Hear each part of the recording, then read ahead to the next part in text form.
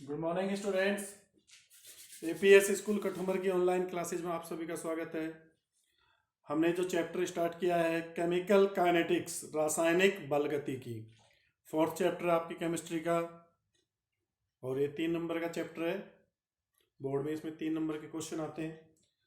तो आज जो हम इसमें पढ़ने वाले हैं, पिछली क्लास में मैंने आपको इसका इंट्रोडक्शन दे दिया था, रासायनिक बलगतिकी क्या है और गति के आधार पर अभिक्रियाएं कितने प्रकार की होती हैं और उनके एग्जाम्पल मैंने आपको बताए थे।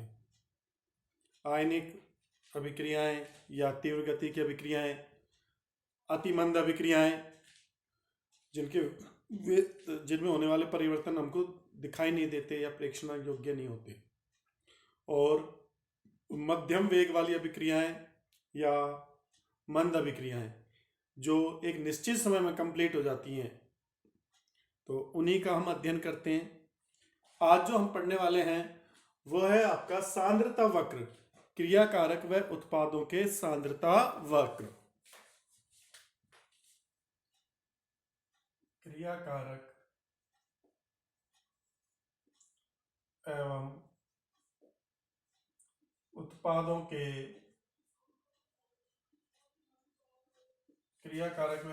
के सांद्रता वक्र।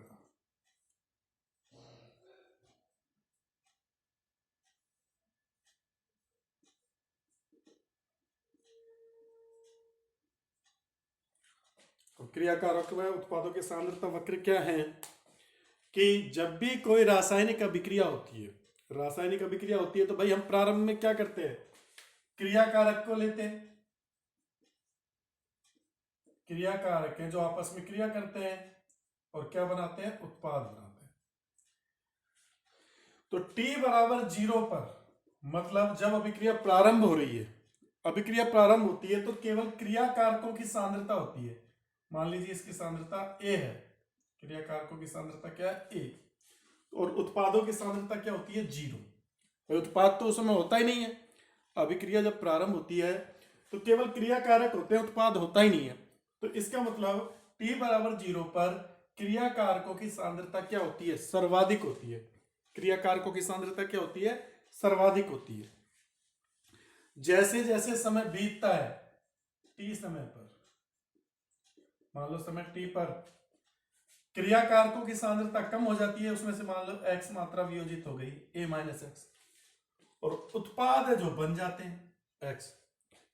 तो एक अभिक्रिया के दौरान क्या होता है, किसी अभिक्रिया के दौरान क्या होता है, जैसे जैसे समय व्यतीत हो रहा है क्रिया कारकों की सांद्रता तो घटती है और उत्पादों की सांद्रता बढ़ती है। क्रिया कारक की सांद्रता तो घटेगी और उत्पाद की सांद्रता क्या होगी, बढ़ेगी। ठीक है।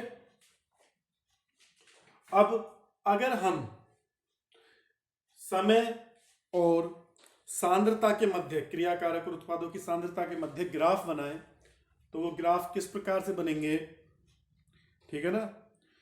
अच्छा, समय जैसे जैसे समय व्यतीत होता है अभिक्रिया का वेग भी घट जाता है। क्यों घट जाता है, क्योंकि क्रिया कारकों की सांद्रता घट जाती है। हम लोगों ने पिछली क्लासों में पढ़ा है 11वीं क्लास में कि किसी अभिक्रिया का वेग क्रिया कारकों की सांद्रता के समानुपाती होता है। अब समय के साथ क्रिया कारक की सांद्रता घटती जा रही है तो अभिक्रिया का वेग भी क्या होता जाएगा, अभिक्रिया की गति है जो धीमी होती जाएगी, क्योंकि क्रिया कारक के अणुओं के मध्य होने वाली टक्करों की संख्या में क्या आ जाती है, कमी आ जाती है।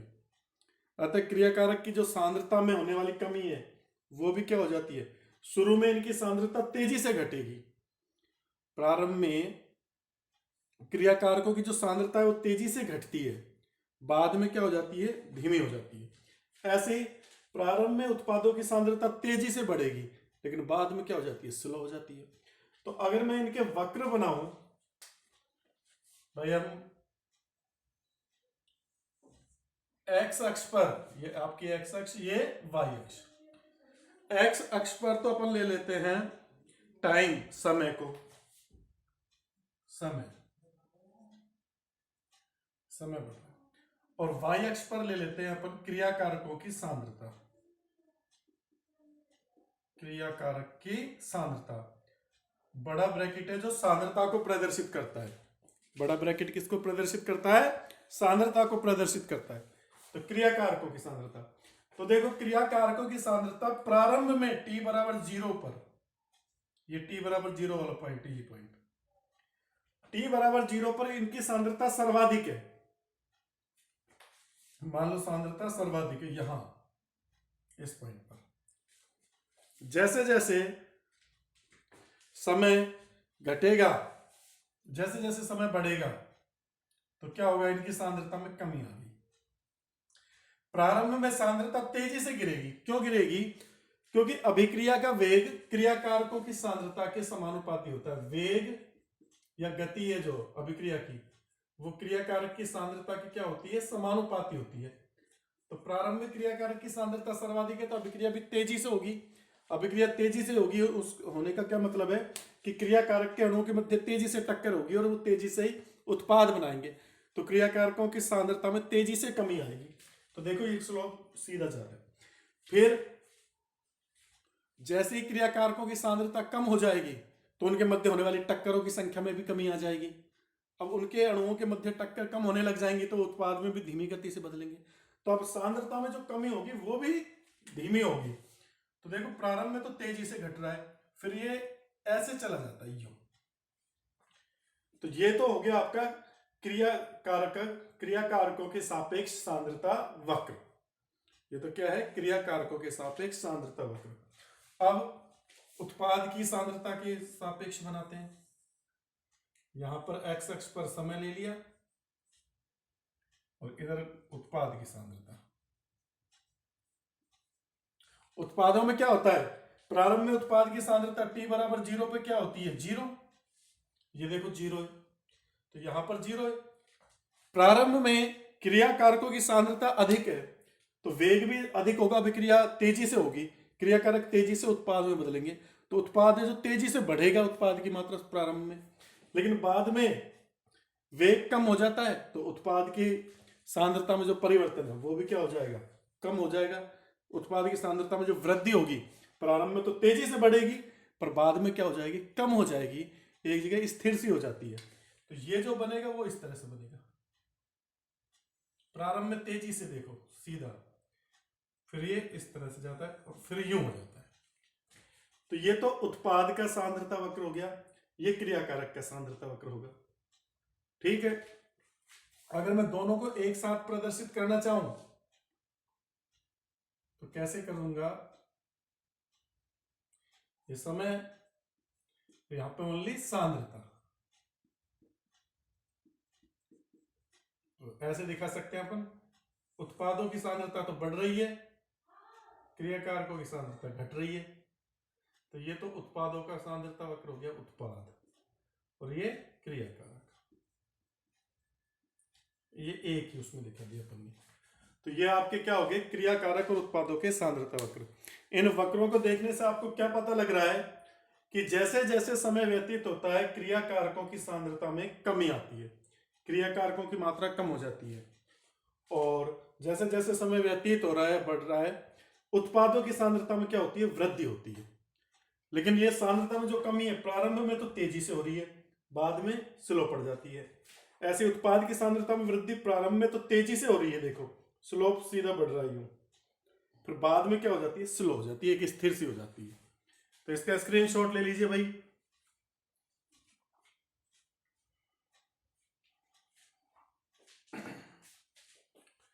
स्क्रीनशॉट ले लो भाई।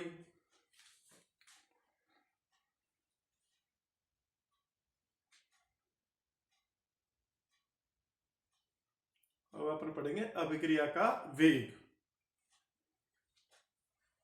Rate of reaction.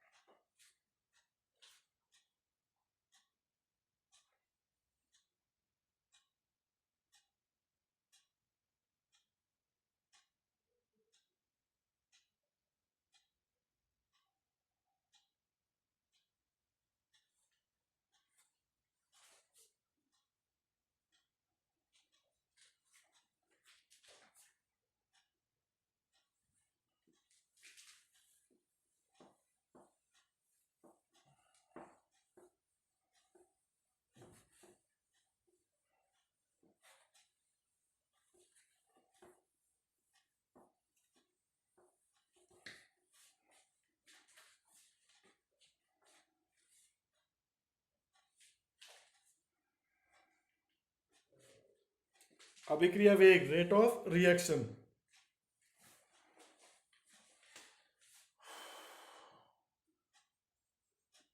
Rate of reaction,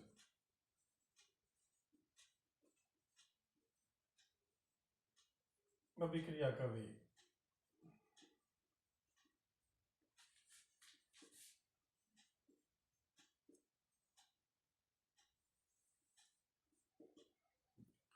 rate of reaction या अभिक्रिया का वेग क्या है?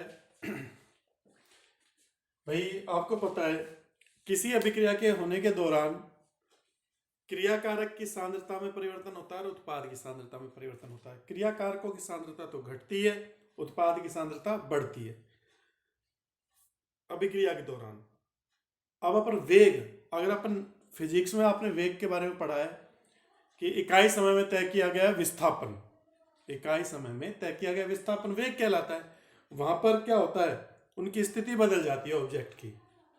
यहां पर क्या हो रहा है, सांद्रता में बदल रही है। तो इकाई समय में क्रियाकारक अथवा उत्पाद की सांद्रता में होने वाले परिवर्तन को ही अभिक्रिया का वेग कहा जाता है।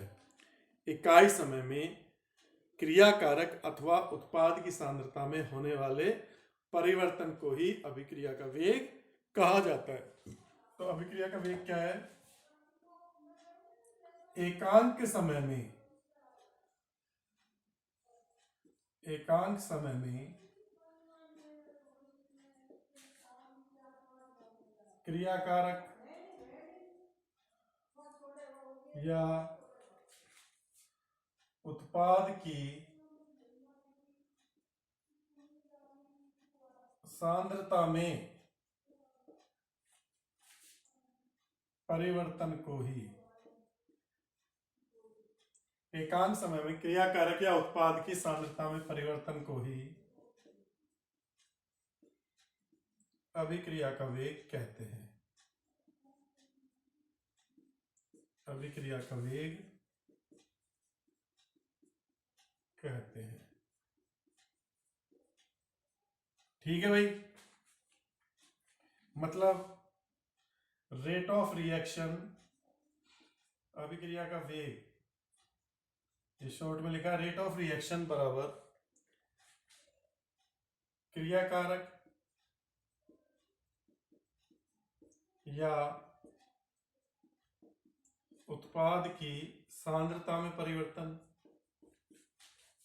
सांद्रता में परिवर्तन बटा उसमें लगा समय। तो आगे ना, इकाई समय में क्रियाकारक या उत्पाद की सांद्रता में होने वाले परिवर्तन को क्या बोलते हैं? रेट ऑफ रिएक्शन या अभिक्रिया का वेग। अब यहां पर देखो, इसके सामने मैं दो साइन और लगाता हूं, प्लस और माइनस का। प्लस माइनस के साइन क्यों लगाएं? अगर अभिक्रिया का वेग क्रियाकारक के सापेक्ष ज्ञात करोगे, अभिक्रिया का वेग क्रियाकारकों के सापेक्ष ज्ञात करोगे तो आगे माइनस का चिन्ह आएगा, क्योंकि क्रियाकारकों की सांद्रता समय के साथ घट जाती है। क्रियाकारकों की सांद्रता समय के साथ क्या होती है? घटती है। जो फाइनल वैल्यू है वो इनिशियल वैल्यू से कम होती है, तो वो नेगेटिव में आता है। तो नेगेटिव नेगेटिव क्या हो जाएंगे? पॉजिटिव। जबकि उत्पादों की सांद्रता समय के साथ बढ़ती है। अब उत्पादों की सांद्रता समय के साथ बढ़ रही है तो फाइनल वैल्यू इनिशियल वैल्यू से क्या होगी? अधिक होगी। तो वो आंसर पॉजिटिव आएगा, इसलिए इसके आगे किसका साइन लगाते हैं? पॉजिटिव का साइन लगाते हैं, क्योंकि वेग ऋणात्मक नहीं होता। अभिक्रिया का वेग है जो ऋणात्मक नहीं होगा।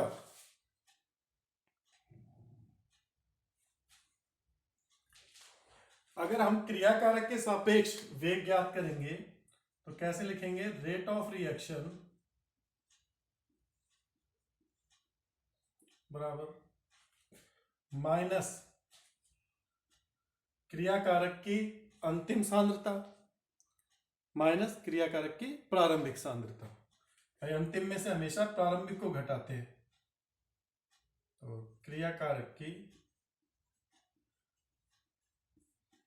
अंतिम सांद्रता माइनस क्रियाकारक की प्रारंभिक सांद्रता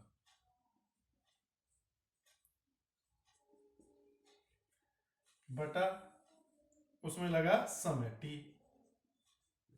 ये माइनस का चिन्ह लग जाएगा, ये आ जाएगा। और अगर आप उत्पाद के सापेक्ष ज्ञात करोगे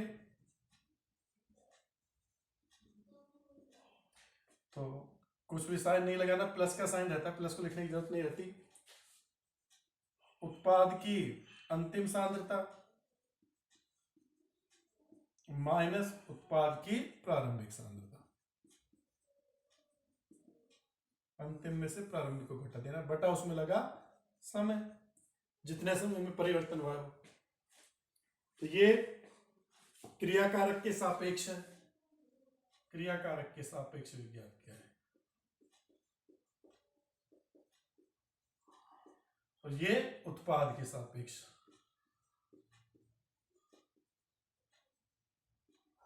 ये आपका उत्पाद के सापेक्ष है। अब इसकी यूनिट क्या होगी, अभिक्रिया के वेग की यूनिट मात्रक, अभिक्रिया के वेग का मात्रक। कई बार क्वेश्चन पूछ लेता है वो कि रेट ऑफ रिएक्शन, अभिक्रिया के वेग का मात्रक, यूनिट बताओ। तो भाई यहां पर देखो, क्रियाकारक या उत्पाद की सांद्रता में परिवर्तन, सांद्रता की यूनिट क्या होती है, मोल प्रति लीटर या मोलर, मोल प्रति लीटर या मोलर। तो रेट ऑफ रिएक्शन बराबर में ऊपर तो क्या आएगा, मोलर या मोल प्रति लीटर, मोल प्रति लीटर, सांद्रता को मोल प्रति लीटर में व्यक्त करते हैं, और समय को सेकंड या मिनट में, तो सेकंड या कई बार मिनट में, तो ये हो जाएगा मोल लीटर इनवर्स और सेकंड इनवर्स, ये इसकी यूनिट होगी, मोल प्रति लीटर प्रति सेकंड या mole litre inverse second inverse. ये इसका क्या, अभिक्रिया के वेग का क्या हो गया, मात्रक हो गया। इसका स्क्रीनशॉट ले लीजिए। फिर अभिक्रिया के वेग के प्रकार पढ़ेंगे, कौन कौन से अभिक्रिया के वेग का अपन अध्ययन करते हैं।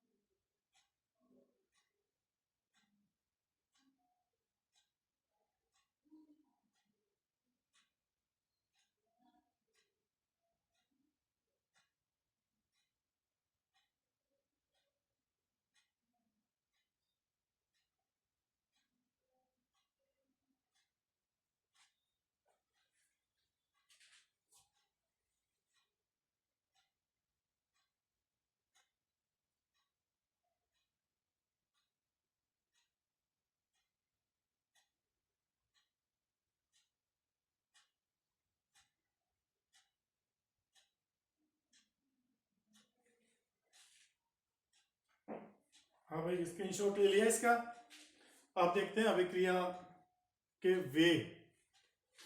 रासायनिक अभिक्रियाओं में तीन प्रकार के अभिक्रिया वेग पढ़े जाते हैं।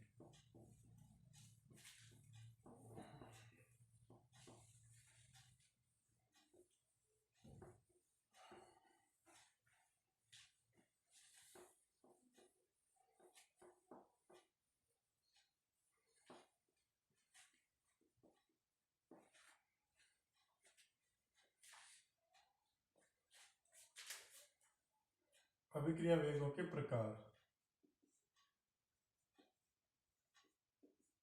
अभिक्रिया वेगों के प्रकार। अपन तीन प्रकार के वेगों का अध्ययन करते हैं। रासायनिक बलगतिकी में तीन प्रकार के वेगों का अध्ययन किया जाता है।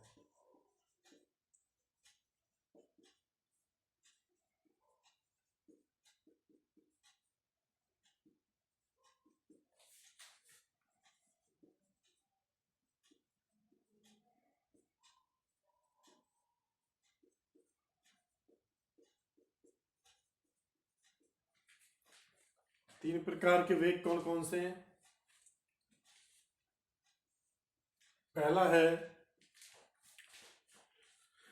तात्क्षणिक वेग, अभिक्रिया का तात्क्षणिक वेग, तात्कालिक वेग भी बोलते हैं, तात्क्षणिक वेग भी बोलते हैं, तात्क्षणिक वेग।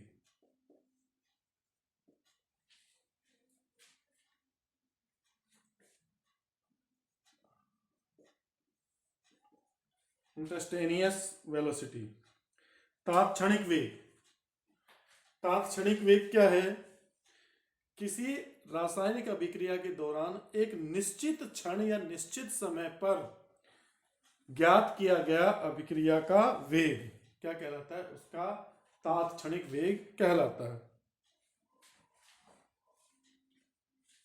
तात्क्षणिक वेग क्या है?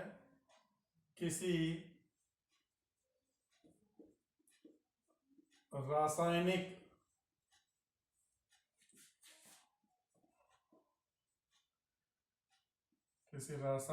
अभिक्रिया किसी रासायनिक अभिक्रिया के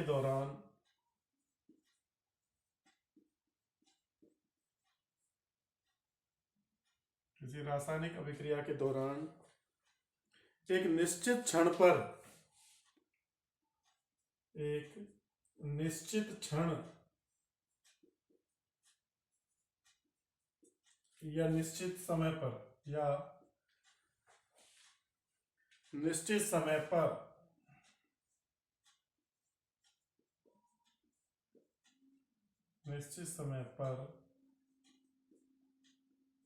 ज्ञात किया गया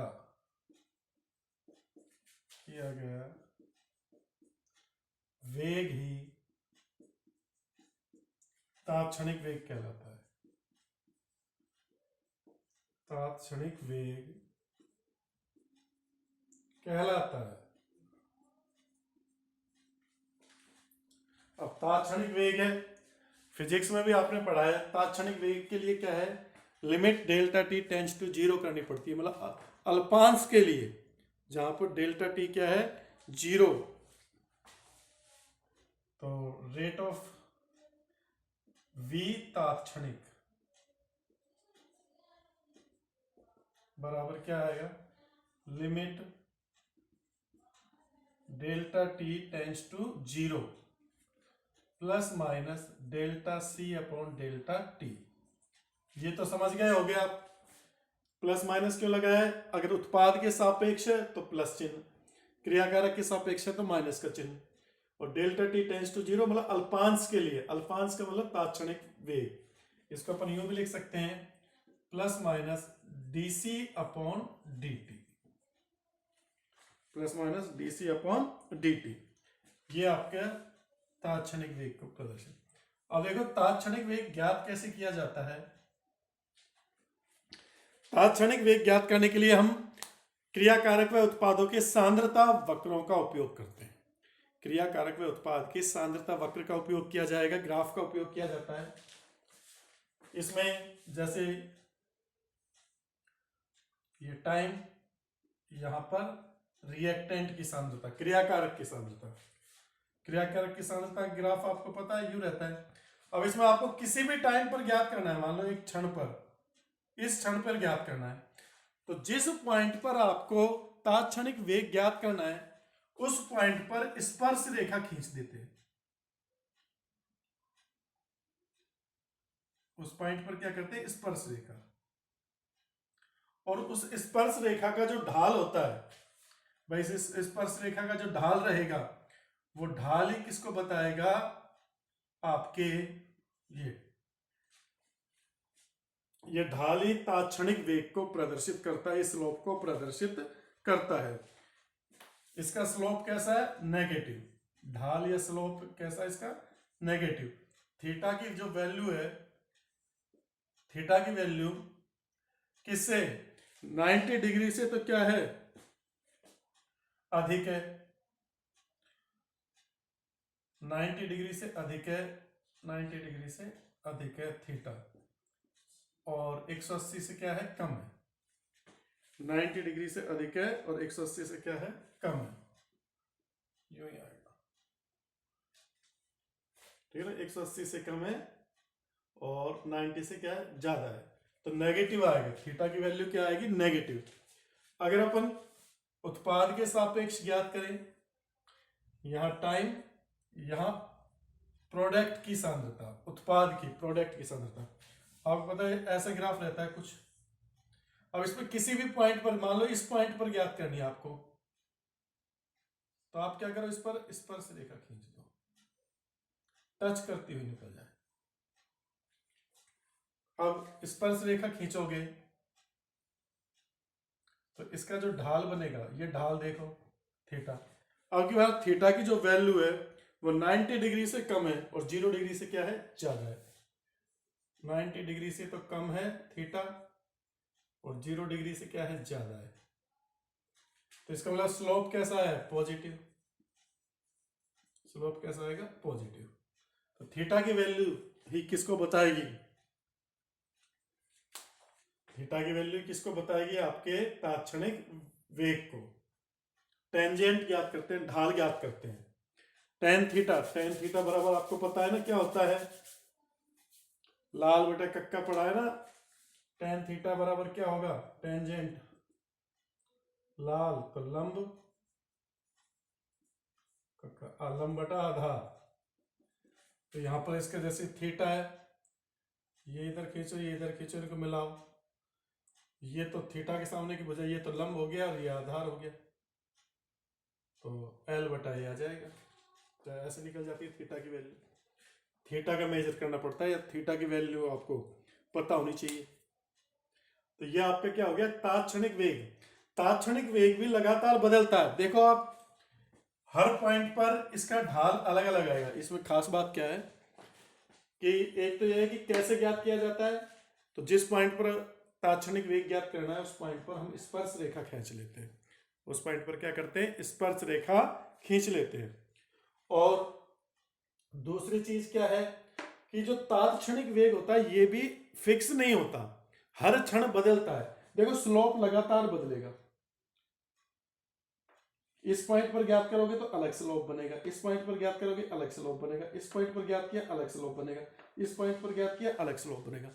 तो स्लोप बदल जाएगा, थीटा की वैल्यू बदलती रहेगी। तो इसका मतलब आपका जो ये है इसकी तात्क्षणिक वेग की वैल्यू भी बदलती रहेगी। तो ये आपका क्या हो गया, तात्क्षणिक वेग हो गया। अगली क्लास में अपन अगला 3 प्रकार के वेग होते हैं, तात्क्षणिक वेग, औसत वेग और प्रारंभिक वेग। तो अपन औसत वेग के बारे में पढ़ेंगे, औसत वेग और प्रारंभिक वेग के बारे में।